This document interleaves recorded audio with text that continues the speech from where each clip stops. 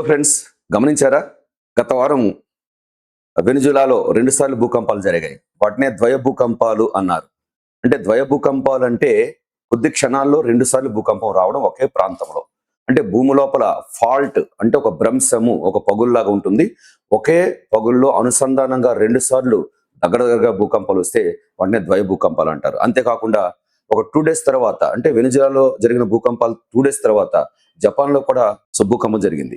అయితే ఇలా భూకంపాలు ఎందుకు వస్తాయి, అసలు భూకంపాలు రావడానికి కారణాలు ఏంటి, వాటి యొక్క తీవ్రత ఎలా ఉంటుందో మనం ఈ షార్ట్ వీడియోలో ఒకసారి చూద్దాం. సాధారణంగా భూమి 3 పొరలుగా ఉంటుంది. భూపటలము, భూప్రావారము, భూకేంద్ర మండలం అంటారు. భూపటలం అనేది ఏంటంటే భూమి చుట్టూ ఉన్న మొదటి పొర కాబట్టి ఆ భూపటలం అనేది కొన్ని ముక్కలుగా విడిపోయినట్టుగా ఉంటుంది. అంటే ఏకంగా ఉండకుండా విడివిడి భాగాలుగా ఉంటుంది. ఆ విడివిడి భాగాలనే క్రస్ట్ ప్లేట్స్ అంటారు, అంటే భూపటల పలకలు అంటారు. సో ఈ భూపటల పలకలు కొన్నిసార్లు కొన్ని దగ్గరలో ఎదురుగా నడవడం, కొన్ని దగ్గరలో వ్యతిరేకం నడవడం, కొన్ని దగ్గరలో ఒక పలక రాసుకుంటూ వెళ్ళడం జరుగుతుంటది. సో అలాంటి సందర్భాల్లో ఎదురుగా పలకలు జరిగే ప్రదేశాల్లో లేక రాసుకుని వెళ్ళే ప్రదేశాల్లో సాధారణంగా భూమి లోపలి పగుళ్ళు, అంటే భూమి లోపల ఆ క్రస్ట్ లేయర్స్ నలిగి విరిగిపోయినప్పుడు ప్రకంపనలు పుడతాయి. సాధారణంగా భూకంప ప్రకంపనాలని పిఎస్ఎల్ వేవ్స్ అని అంటారు. సో పి వేవ్స్ అని మొట్టమొదట ఉపరితలానికి తాకుతాయి. సో దీనివల్ల భూకంపాలు వస్తాయి. అసలు జనరల్గా భూకంపం అంటే ఏంటి అంటే భూమి నేల అంటే ఉపరితలము, భూమి నేల, మన కాళ్ళ కింద ఉన్న నేల ఒకేసారిగా షేక్ అవడం. అలా షేక్ అవడానికి కారణం ఏంటంటే భూమి లోపల క్రస్ట్ పలకల మధ్య ఉన్నటువంటి ఆ ఒత్తిడి వల్ల స్థిరంగా ఉన్న బలము ఒకేసారిగా అది రిలీజ్ అయ్యి భూమి షేక్ అయిపోయే అవకాశం ఉంటుంది. ఈ విధంగా భూకంపాలు ఏర్పడతాయి. సో అయితే మరి భూకంపాలు ఏర్పడడానికి తర్వాత అక్కడ ఉన్న నాభికి మధ్య, అంటే భూకంపం ప్రకంపనాలు భూమి లోపల ఎక్కడైతే ప్రారంభమవుతాయో దానికి నాభి అంటారు. ఆ నాభి నుంచి ప్రకంపనాలు పిఎస్ఎల్ తరంగాలు ప్రారంభమై అవి భూమి ఉపరితలానికి వచ్చి భూమిని షేక్ చేస్తాయి. అంటే భూమి లోపల ప్రకంపనాలు ప్రకంపనాలు పుట్టే ప్రదేశాన్ని నాభి అంటారు, దానికి ఫోకస్ అంటారు. ఆ ప్రకంపనాలు క్రమంగా with in fraction of seconds లో ప్రయాణం చేసుకుంటూ ఉపరితలం మీదకి వచ్చి భూమిని షేక్ చేస్తాయి. సో పి తరంగాలు ముందుగా చేరుతాయి, ఎక్కువ బలమైన తరంగాలు. అంటే పి తర్వాత ఎస్ వస్తాయి. ఒకవేళ ఎస్ కూడా వచ్చాయనుకోండి ఇంకా బలంగా ఉంటుంది. ఈ విధంగా ఎల్ తరంగాలు చివరిలో వస్తాయి. అయితే ఈ పిఎస్ఎల్ తరంగాలే భూమిని షేక్ చేస్తాయి. మరి ఈ విధంగా ఈ భూకంపాలు అనేవి అసలు దేని మీద ఆధారపడి ఉంటాయంటే భూకంపం నాభి, అంటే లోపలున్న ప్రకంపనాలు పుట్టే ప్రాంతం ఎంత తక్కువ లోతులో ఉంటే భూకంపం అంత బలంగా ఉంటుంది. ప్రకంపనాలు పుట్టే నాభి అంటే లోపల భాగం, పైన భూకంప ప్రభావానికి లోనే ప్రాంతాన్ని ఎపిసెంటర్ అంటారు, అధికేంద్రం అంటారు. అంటే నాభి లోపల ఉంటుంది, అధికేంద్రం ఉపరితలం మీద ఉంటుంది. ఈ నాభికి ఉపరితలంలో ఉన్న అధికేంద్రానికి నాభికి మధ్య ఉన్న దూరము ఎంత తక్కువైతే అంత బలమైన భూకంపాలు. ఈ ఎపిసెంటర్కి అంటే అధికేంద్రానికి భూమి లోపల ప్రకంపనాలు పుట్టే నాభికి దూరం ఎంత పెరుగుతుంటే అప్పుడు భూకంపం అంత బలహీనం. అంటే ఇక్కడ నాభి లోతు ఎంత తక్కువ ఉంటే భూకంపం అంత బలంగా ఉంటుంది. ఈ విధంగా క్షణాల్లో జరిగినటువంటి అతిపెద్ద విపత్తు, అంటే విపత్తులు అనేక రకాలు ఉంటాయి. అన్ని విపత్తుల కన్నా అత్యంత డేంజరస్ విపత్తు ఏదంటే భూకంపాలు అవుతాయి. ఎప్పుడైతే క్రస్ట్ పలకలు కలుసుకుంటాయో వాటి మధ్య అక్కడ ఉన్న ఆ లేయర్లు నలిగిపోయి విరిగిపోయి ప్రకంపనాలు పుడతాయి. అంటే భూమి లోపల ఎక్కడైతే ఒక ఫాల్ట్ జోన్, బలహీనమైన ప్రాంతం ఉంటుందో అక్కడ భూకంపాలు పుట్టే అవకాశాలు ఉంటాయి. సో అది ఇక్కడ మనం గమనించాల్సిన అవసరం ఉంది. అయితే ఆ విధంగా తీసుకుంటే మొన్న జరిగిన వెనిజులా భూకంపాలు కారణం ఏంటంటే ముందు మనం చెప్పుకున్నట్టుగా భూపటలం కొన్ని ముక్కలుగా పలకలుగా ఉంటుంది. అంటే భూపటల పలకలు లేక క్రస్ట్ పలకలు అన్నాం కదా. సో ఆ క్రస్ట్ పలకలు పెద్ద పలకలు, అలాగే మైనర్ అంటే మేజర్ ప్లేట్స్ అని, మైనర్ ప్లేట్స్ అని, మైక్రో ప్లేట్స్ అని 3 రకాలుగా శాస్త్రీయంగా చెప్పారు. సో ఈ పెద్ద పలకలు, చిన్న పలకలు కానీ లేక ఏ పలకలైనా సరే ఒకదానికొకటి అతుక్కున్నప్పుడు లేక ఒకదాని నుంచి ఒక పక్కగా వెళ్ళినప్పుడే ఈ భూకంపాలకు ఎక్కువ ఛాన్స్ ఉంటుంది. ఆ విధంగా గమనిస్తే మొన్న వచ్చిన వెనిజులా భూకంపాల గురించి ఆలోచిస్తే, వెనిజులా అనే ప్రాంతము దక్షిణ అమెరికా ఖండం యొక్క ఉత్తర భాగంలో ఉంటుంది. అంటే దక్షిణ అమెరికా ఖండం అంతా ఒక ప్లేట్గా ఉంటుంది. దానిపైన కరేబియన్ అనే ఒక ప్లేట్ ఉంటుంది. ఈ దక్షిణ అమెరికా ఖండం ఆ ప్లేట్ పక్కనే నజ్కా అనే ఒక పలక ఉంటుంది. అలాగే దానికి పైన కాకస్ పలక ఉంటుంది. ఈ 4 పలకలు ఒక దగ్గరికి చేరి, అంటే ఇది పశ్చిమానికి, అది పైనుంచి రావడం, ఇవన్నీ జరగడం అనేది సాధారణంగా వెనుజులా యొక్క ఆ ఉత్తర భాగంలో జరుగుతుంది. కాబట్టి వెనుజులాకు భూకంపాలు అంటే ఆ సరిహద్దులో ఉన్న అన్ని దేశాలు భూకంపాలు వస్తాయి.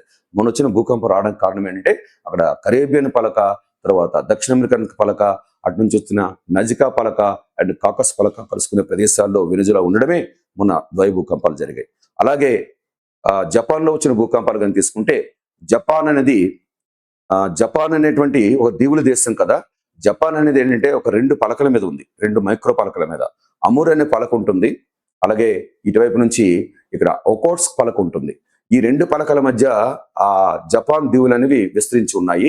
ఇక్కడ ఏం జరుగుతుందంటే పసిఫిక్ సముద్రపు పలక, పెద్ద పలక, మేజర్ ప్లేటు పశ్చిమానికి జరుగుతుంది. దాంతో పాటుగా ఫిలిప్పైన్స్ అనే మరొక పలక కూడా పశ్చిమానికి జరుగుతుంది. ఈ పసిఫిక్ మహాసముద్ర పలక, ఫిలిప్పైన్స్ పలక పశ్చిమానికి జరుగుతుంటే, పైనుండి యురేషియన్ పలకలో భాగమైన అమురు పలక, అలాగే ఉత్తర అమెరికా ప్లేట్ లో భాగమైన ఒకోట్స్ పలక, ఈ 2 కూడా జపాన్ దగ్గర క్రష్ అవుతాయి అన్నమాట. అంటే ఎదురుగా వస్తుంటాయి. అంటే పసిఫిక్ పలక, ఫిలిప్పైన్స్ పలక పశ్చిమానికి వెళ్తుంటే, సేమ్ టైం పైనుంచి అమురు పలక, అంటే అమురు పలక మీద జపాన్ దీవులు ఉన్నాయి, అమురు పలక, అలాగే ఆ పైనుంచి ఒకోట్స్ పలక, ఆ 4 కూడా ఆ మధ్యలో బాగా క్రష్ అయిపోవడం వల్ల జపాన్లో భూకంపాలు ఏర్పడుతుంటాయి. సో భూకంపాలు, సునామీలు ఎక్కువగా జపాన్కే ఉంటాయి. సాధారణంగా చాలా మంది తెలిసిన విషయమే. సో జపాన్ కూడా తీవ్రమైన భూకంపాలు ఎదుర్కొనే పరిస్థితి ఉంటుంది. అయితే ఇప్పుడు భూకంపం ఎంత బలంగా ఉంటుంది అనేది కొలవడానికి రెక్టర్ స్కేల్ అనే ఒక స్కేల్ ఉంటుంది. సాధారణంగా భూకంపాలను కొలిచే పరికరము సిస్మోగ్రాఫ్. భూకంపాలను కొలిచే పరికరం అంటే ఎక్కడ జరిగిందో చెప్పే పరికరము సిస్మోగ్రాఫ్. బట్ భూకంపాల తీవ్రత అంటే దాని నష్టం, దాని యొక్క బలము కొలిచేది మనకు స్కేల్ ఉంది, అదే రెక్టర్ స్కేల్ అంటారు. సో రెక్టర్ స్కేల్ ప్రకారంగా, రెక్టర్ స్కేల్లో రెక్టర్ అనే ఒక శాస్త్రవేత్త ఏం చెప్పాడంటే 0 నుంచి 9 ప్లస్ అంటే 9 పాయింట్లు, మొత్తం 10 పాయింట్లు ఇచ్చాడు. సో ఆ ప్రకారంగా రెక్టర్ స్కేల్ ప్రకారంగా 0 కానీ 1, 2, 3, 4, 5 వరకు పెద్ద ప్రమాదం ఏం కాదు, ఇల్లు పడిపోయేంత స్ట్రెంత్ ఉండదు. 5 దాటి 6 టచ్ అయిందంటే డెఫినెట్ గా ఆ ప్రాంతంలో, అంటే అక్కడ నేల మీద ఉన్న ఇల్లు ఇరిగి పడిపోవటం, మనుషుల మీద పడిపోవడం, మనుషులు చనిపోవడం, తీవ్రమైన నష్టం జరుగుతుంది. అంటే రెక్టర్ స్కేల్ ప్రకారంగా 6 పాయింట్లు టచ్ అయితే భూకంప ప్రమాదం ప్రజల మీద, ఆస్తుల మీద ఉంటుందని మనం గమనించాలి. సో ఆ విధంగా తీసుకుంటే మన జరిగిన వెనుజులా భూకంపాలు, ఆ 2 ద్వయ భూకంపాలు 7.2, 7.5 వచ్చింది. అలాగే మరి ఆ 2 రోజుల తర్వాత వచ్చిన జపాన్ భూకంపం 6.1 వచ్చింది. అంటే ఇంత బలమైన భూకంపాలు అక్కడ రావడానికి ఆ క్రస్ట్ ప్లేట్లు కలయికే కాకుండా అక్కడ వచ్చిన తీవ్రత కూడా చాలా ఎక్కువ ఉంది. కాబట్టి ఇప్పుడు మనం చూస్తున్నాం, రోజు చూస్తున్నాం, వెనుజులాలో సుమారుగా వందల వేలాది మంది చనిపోయినట్టుగా. ముందు వందలు వచ్చింది, ఇప్పుడు వేలలోకి వచ్చింది. చాలా మంది ఇప్పుడు కూడా క్షతగాతులుగా బిల్డింగ్ల అడుగున ఉండిపోయినారు. సరైనటువంటి సదుపాయాలు లేక అక్కడ ఎక్కువగా తీవ్రంగా నష్టం జరిగింది. దాన్ని రక్షించే వాళ్ళు, దాని నుంచి రెస్క్యూ ఆపరేషన్ చేయడానికి కావాల్సిన మనుషులు కూడా వాళ్ళకి లేకుండా చాలా తీవ్రమైన ఇబ్బందులు ఉన్నారు. తర్వాత భూకంపం నష్టం అనేది ఏంటంటే ఆ ప్రాంతం యొక్క దుర్బలత్వం పైన ఆధారపడి ఉంటుంది. అంటే జనాలు ఎక్కువగా ఉండి, ఎక్కువగా పేదరికంగా, సరైన సౌకర్యాలు లేక, డెలికేట్ గా ఉన్న ఇల్లు ఉంటే ఎక్కువగా ఇల్లు ఇరిగిపోయి మనుషులు ఎక్కువ చనిపోవడం జరుగుతుంటది. సాధారణంగా జపాన్కి పెద్ద భూకంపం వచ్చినా పెద్ద నష్టమే ఉండదు. ఎందుకంటే అభివృద్ధి చెందిన దేశం కాబట్టి వాళ్ళకి కావలసిన లైట్ వెయిట్ గా ఉన్నటువంటి ఇల్లు కట్టుకుని ఉంటారు కాబట్టి పెద్దగా ప్రమాదం లేదు. పైగా వాళ్ళకి ముందుగానే మాక్ డ్రిల్లింగ్ చేస్తుంటారు. అంటే భూకంపం వస్తే ఎలా తప్పుకోవాలో కూడా వాళ్ళకి ముందుగానే మాక్ డ్రిల్లింగ్ ఇచ్చి ఉంటారు. కాబట్టి జపాన్ లో నష్టం తక్కువే. సేమ్ అదే వెనుజులా మనం గమనించినట్టయితే సాధారణంగా అక్కడ జనాభా ఎక్కువ, పేద ప్రజలు ఉంటారు కాబట్టి, సరైన ఇల్లుండవు కాబట్టి తొందరగా ఇల్లు ఇరిగిపోవడం, ఎక్కువ మంది, వేలాది మంది చనిపోవడం కూడా జరిగింది. సో ఈ విధంగా మరి రెక్టర్ స్కేల్ ప్రకారంగా 6 పాయింట్లు దాటిపోతే తీవ్రత ఎక్కువ, విపరీతమైన నష్టం జరుగుతుందని ఇక్కడ మనం గమనించాలి. సో ఈ విధంగా భూపటల పలకలు అంటే వీటినే సాధారణంగా ఈ భూపటల కదలికలనే టెక్టానిక్స్ అని అంటారు, టెక్టానిక్ మూమెంట్స్ అంటారు. భూపట్ల పలకలు కలుసుకోవడము లేక పక్కన రాసుకోవడం జరిగితే టెక్టానిక్ మూమెంట్స్ అంటారు. సాధారణంగా టెక్టానిక్ మూమెంట్స్ వల్లే మనకు భూకంపాలు జరుగుతాయి అనేది శాస్త్రీయంగా కూడా తెలియజేస్తున్నారు. Okay, thank you. వీలైతే మళ్ళీ ఇంకొక వీడియోలో కలుసుకుందాం.